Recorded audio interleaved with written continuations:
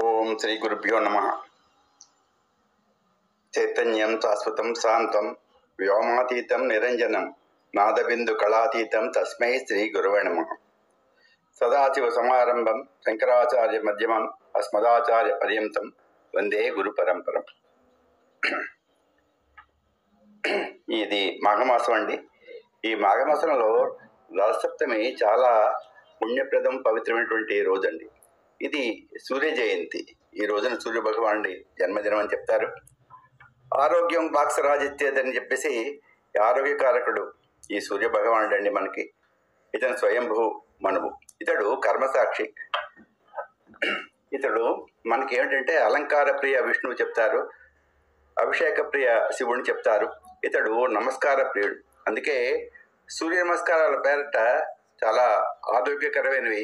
అవి యోగ ప్రక్రియలో అవి కలిపి ఈ శరీరాన్ని ఉంచి అతన్ని ఆ నామాలు పలుకుతూ సూర్య, ఖగ, ఉష, భాను ఇలా పలుకుతూ 12 భంగిమలు ఉంటాయి, అవి చేస్తారండి.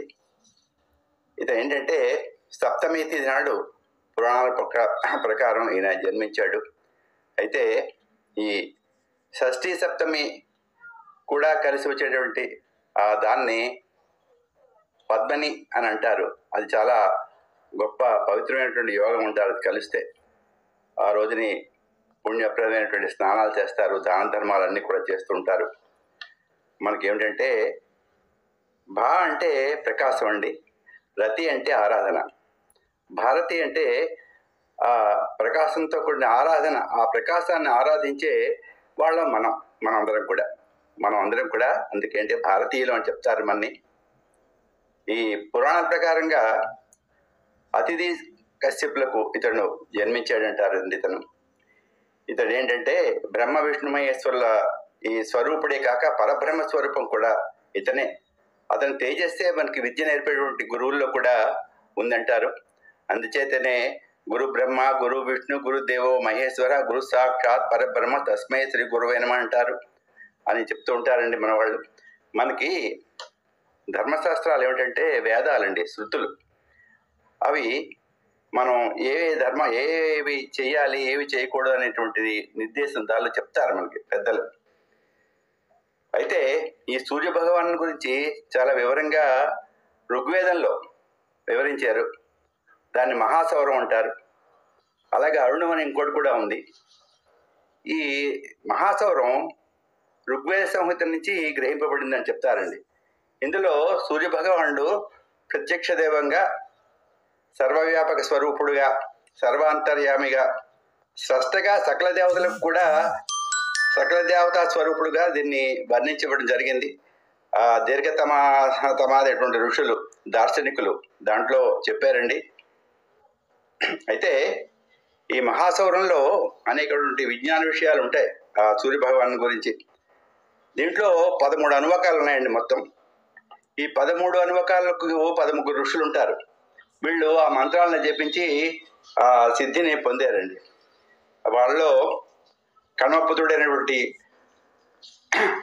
ప్రష్కర్మ ఋషి, అంగీరసుడు, దీర్ఘతముడు, అత్రి, వశిష్ఠుడు, వామదేవుడు, సర్పరాజ్ఞ ఋషి అంటే ఆస్తికుడు, తర్వాత అఘమర్షణ ఋషి మొదలైన వారు వీళ్ళలో కొంతమంది అండి. ఈ సూర్య భగవానుడికి చెప్తారు, అతని లోపల ఉండొచ్చు, మనకి ప్రత్యక్షంగా చూస్తున్నటువంటి ఆ సూర్య భగవానుడిలో ఆ మూర్తిలో 11 పురుష 11 స్త్రీ వాయువులు ఉన్నాయని చెప్తూ ఉంటారండి. వేదం చెప్తోంది అది. అందుచేత ఇతను ఏమిటంటారండి, ఆ కారణం చేత వాతజాతుడని కూడా ఇతన్ని పిలుస్తూ ఉంటారండి. వీళ్ళలో ముఖ్యంగా ఉన్నది ఏంటంటే వైద్యుతాగ్ని అంటారు. ఇది శుక్ర తేజస్సు అని కూడా పిలువబడుతుంది, లేదా అంటే సౌర తేజస్సు, సౌరశక్తి అని కూడా అంటారు. ఈనాడు మనం చాలా సౌరశక్తి అంతరిక్షంలో అంతరిక్ష గ్రహాలను ఎగరవేస్తున్నాం. ఇవి చాలా మనకి ఈ టెలికమ్యూనికేషన్స్, ఈ దూరదర్శన్ వీటన్నిటికి కూడా అనేక రకాలుగా ఉపయోగపడుతున్నాయి. ఇంకా ఈ సూర్య భగవానుడు తన తాలూకా శక్తిని చంద్రుడిలో చేర్చి మనం చూస్తాం కదండి. ఈ సూర్యుడి తాలూకా కాంతే చంద్రుడి మీద పడి అది కనపడుతుంది, మనకు తెలుస్తుంది. మనకి క్షీణ దశ, ఆ వృద్ధి దశలన్నీ కనపడుతూ ఉంటాయి కదా. అది అతనితో ఆ తేజస్సు వల్ల మనకి ఏమిటంటే అతనితో చేర్చి మన భూమి మీద ఔషధులు వనస్పతులు అన్నీ కూడా మనకి ఇస్తున్నారు. మనకి ఆహారాన్ని చేకూర్చి మన పోషణకి కారణం అవుతున్నాడు ఆ భగవానుడు. ఇంకా చెప్పాలంటే అతడే మనకి జఠరాగ్ని కూడా, ఆ జఠరాగ్ని రూపంలో మన శరీరంలో ఉండి నాభిస్థానంలో చతుర్విధాలైనటువంటి ఆహార పదార్థాలు అంటే లేహ్యాలు, చోహ్యాలు, భోజ్యాలు, పానీయాలు ఇవన్నీ కూడా సరిగా అరిగేటట్లు చేసి వాటిని మన శరీరంలో ఇచ్చి అంటే పోషక పదార్థాలని పుష్టిని మనకు కలుగ చేస్తున్నాడు అతనే. ఇంకా అతను నానావర్ణ రూపుడు అంటారు అతన్ని. దీని గురించి ఏంటంటే చెప్తారు, శుక్ర అంటే తెల్లని అని చెప్తారండి అర్థం. ఈ శుక్రమైనటువంటి సౌరశక్తి పోషక పదార్థాల్లో చేరి ఏం చేస్తుంది, మనకి పోషక శక్తి ఇస్తుంది. అలాగే దాహక పదార్థాలలో చేర్చి దాహక శక్తి ఇస్తుంది. ఇకపోతే ఇదే శక్తి ధ్వంసక పదార్థాలు ఉంటాయి అంటే ఈ మనకి అంటే ఇప్పుడు మనం వాడుతున్నటువంటి లేటెస్ట్ ఈ బాంబులు ఫిరంగులు అన్నీ కూడా దాంట్లో చేర్చి ఏమిటంటే మారణాస్త్రాలు అనేది సృష్టి చేస్తుందండి. ఇలా చెప్తారు ఏంటంటే శుక్రవర్ణాత్ శుక్ర తేజ అని అంటారు. అశాస్త్రీతి చక్రం అంటే సకల వస్తువులేదని కూడా గల తేజస్ ఏదైతే ఉంటుందో ఆ శుక్లవర్ణము అదే అని చెప్తున్నారు. ఆ తెల్లని తేజస్సు ఆయా ఉపాధులను అనుసరించి రకరకాల రంగుల్లో మనకి కనపడుతూ ఉంటుందండి. ఆ రూపాలే ఎరుపు, నలుపు, పసుపు, ఆకుపచ్చ మొదలైనవన్నీ కూడా ఈ రంగులన్నీ కూడా ఇక్కడ క్రోమోథెరపీ అని కూడా చెప్తారు. ఆ క్రోమోథెరపీ అంటే ఒక ఈ రంగు సీసా, గ్లాసు సీసా తీసుకుని దాంట్లో నీళ్లు పోసి సూర్యుడి తాలూకా ఎదురుకుండా పెట్టి పొద్దున్న పెట్టి సాయంత్రం తీసి అది తాగితే అది రకరకాల రుగ్మతలకి పోగొడుతుందంటారు. ఉదాహరణకి కళ్ళు మనకి కొంచెం ఇబ్బందిగా ఉన్న వాళ్ళు ఆకుపచ్చ సీసాలో నీళ్లు పోసి గాజు సీసాలో సూర్యుడు ఎదురుకుండా పెట్టి సాయంత్రం తాగితే కళ్ళకి మంచిదంటారు.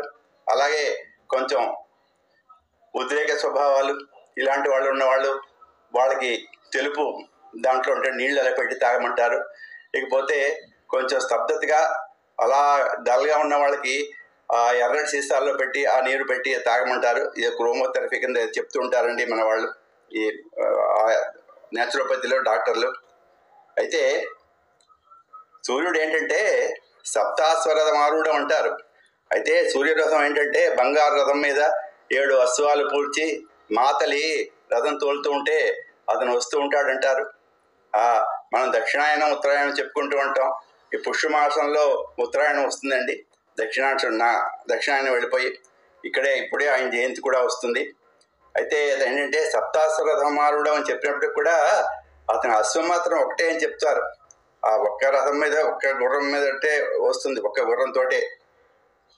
ఇక చెప్తారు ఏం చెప్తారంటే ఏకో అశ్వవహతి సప్తనామ అని. ఇదేంటంటే చిత్తి పన్నం అలా ఉంటాయి. ఆ చిత్తి పన్నంలో ఈ విషయం చెప్పారటండి. అలాగే ఏకచక్రధరం దేవం అని కూడా మనం సూర్యభగవాన్ని కీర్తించడం వింటూ ఉంటామండి మనం. ఇతడు గమనమే శీలంగా గలవాడు. ఇతను నిరంతరం అలా తిరుగుతూనే ఉంటాడు. ఇంకా సావిత్రం అగ్నించి శ్వాన అముమాదిత్యం ప్రత్యక్షేణ అనేటువంటి ఈ అరుణ మంత్రం వల్ల ఏంటంటే మనకు తెలుస్తోంది సావిత్రాగ్నిని ఉపాసించిన వారు సౌర తేజస్సుని చూడగలరు. ఈ సావిత్రి అనేది ఏంటంటే మనం త్రిసంధ్యలు ఉంటాయి కదండి. మొట్టమొదటి గాయత్రి, తర్వాత సావిత్రి, సాయంత్రం సరస్వతి, ఈ త్రిసంధ్యల్లో మధ్యాహ్నం సంధ్యని సావిత్రి అంటారు. దీన్ని ఉపాసించి ఎవరైతే ఉంటారో వాళ్ళ ఆ సౌర తేజస్సును చూడగలరు. అసలు మన ఆకాశంలో తేలిపాలు చూడలేం కదా. అయితే ఈ మంత్రాన్ని ఉపాసించేసే వాళ్ళు ఏంటంటే చూస్తారని చెప్తున్నారు. మనకి పురాణాల్లో ఈ సత్రాజిత్తుని భాగవతంలో కనపడతాడు. అతను శమంతకమణి పొందాడండి ఆయన. అలాగే ఆంజనేయ స్వామి. ఇకపోతే ఆంజనేయ స్వామికి ఏంటంటే సూర్యభగవానుడు గురుస్థానంలో ఉంటాడండి ఆంజనేయ స్వామి. ఇకపోతే ధ్యేయ సదా సవిత్వ మండల మధ్యవర్తి నారాయణ అని కూడా అంటారు. ఈ పై మంత్రం వలన ఏంటంటే శ్రీమన్నారాయణ స్వరూపుడు సూర్యభగవానుడు ఏకరూపుడైనా సరే క్రియాభేదాల చేత ఏంటంటే భిన్న రూపాలు తేజస్సు కలిగి ఉన్నట్లుగా మన వేదఋషులు చెప్తున్నారండి. ఈ చైత్రాది 12 మాసాలు 12 ఉంటాయి కదా. వీటికి వేరువేరుగా నామధారి అయి ఉండటం చేత అతని రూపాలని మనం ఏమంటారంటే పిలుస్తారు, ద్వాదశాదిత్యులు అని చెప్తారు. ఇకపోతే మన హిందూ పురాణాల్లో అతిథి కశ్యపుల కథ, మన అతిథి కశ్యపులు అంటే దేవతలందరూ వీళ్ళకే పుడతారు. ఆ దాంట్లో ఈ 12 మంది పుత్రులను ద్వాదశాదిత్యులని పిలుస్తూ ఉంటారు, వీళ్ళకి జన్మించిన వాళ్ళు అంటారు. ఈ ద్వాదశాదిత్యుల గురించి మహాభారతంలో కూడా ఆదిపర్వంలో చెప్పున్నారు, భాగవతంలో 12వ స్కందంలో కూడా చెప్పున్నారండి.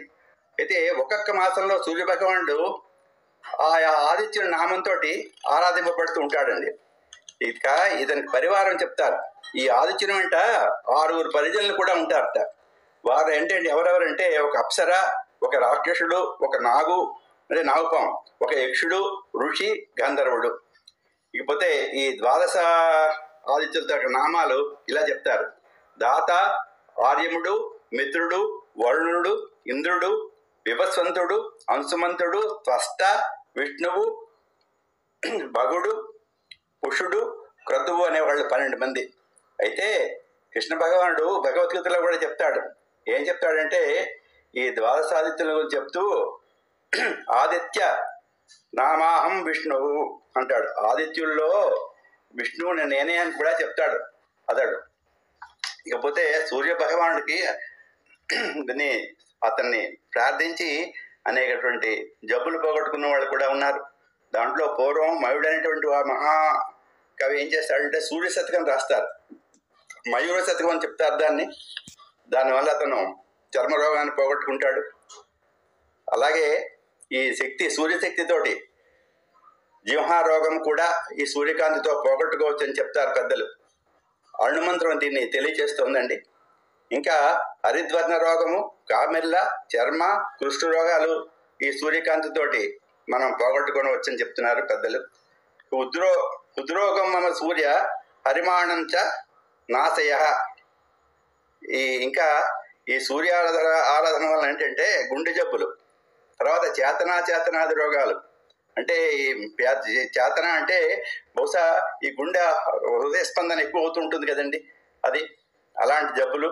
తర్వాత అంటే పెరాలసిస్, అచేతనం అంటే చేయలే కదలకుండా చేయలు ఉండిపోతాయి, వాటిలో చేతనం తెప్పించేటటువంటి ఆ దోషాలన్నీ కూడా పోగొడతాయటండి దీనివల్ల. ఈ రోగాలే కాక ఇంకా ఏ రోగాలైనా సరే సూర్యకాంతి ప్రభావం వల్ల పోగొట్టచ్చని మన ఆధునిక వైద్యులు కూడా చెప్తున్నారు ఈ మధ్యని. అంటే ఏ రోగాలైనా అంటే మనకి ఎక్కువ ఏంటంటే డి విటమిన్ లోపం ఉంటారు చూసారా, అది మనకు తగ్గిన వల్ల ఏంటవుతుందంటే శరీరం అది చాలా నీరసపడిపోతుంది, శక్తిహీనుడైపోతాడు మనిషి. అందుచేత డాక్టర్లు ఏం చెప్తారంటే పగలు సాయంత్రం కాసేపు 10 నిమిషాలు, పావుగంట ఎండలో నిలబడేమని చెప్తుంటారండి. ఈ సూర్య భగవానుడు మనకి సర్వ ప్రాణులందరూ కూడా బుద్ధి రూపంలో ఉంటాడు. మనకి ఇడా పింగళ అని ఉంటాయి, పింగళ నాడి రూపంలో ఉంటాడు. పింగళం అంటే సూర్యనాడు అని చెప్తారు. దాంట్లో ఉండి ఆ బహిప్రపంచములను శరీరాంతర్గత భాగములను కూడా అతను ప్రకాశింపజేసి మనకి తగిన బలాన్ని ప్రసాదిస్తాడని చెప్తున్నారండి.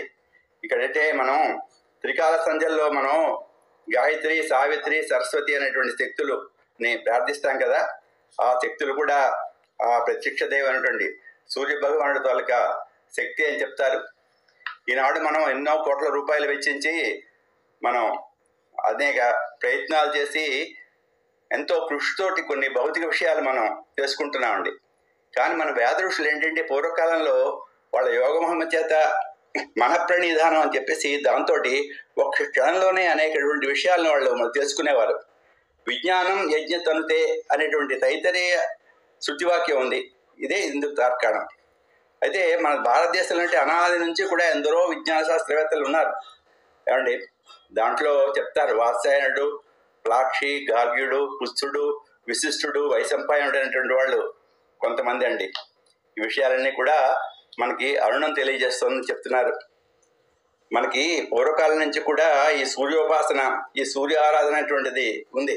ఇందాక మనం అర్థం చెప్పుకున్నట్టుగా భా అంటే ప్రకాశించేది ఏమండి, రతి అంటే ఆరాధన, అంటే ఆ కాంతి ఏదైతే ఉంటుందో ఆ ప్రకాశాన్ని మనం ఆరాధించడం అంటే ఆ సూర్య భగవాన్ని ఆరాధించడం అని చెప్పుకోవచ్చు. ఇది ఈ సూర్యోపాసన చాలామంది ఆచరిస్తున్నారు. ఇప్పటికి కూడా చాలా మంది పొద్దు నియమం అని చెప్పేసి ఒకటి ఉంటుంది. సూర్యభగవానుడు కనిపించకపోతే ఆ రోజు వాళ్ళు ఎవరు కూడా ఆహారం భుజించరండి. ఇలా చేస్తూ ఉంటారు. ఇది శుభం భూయాత్.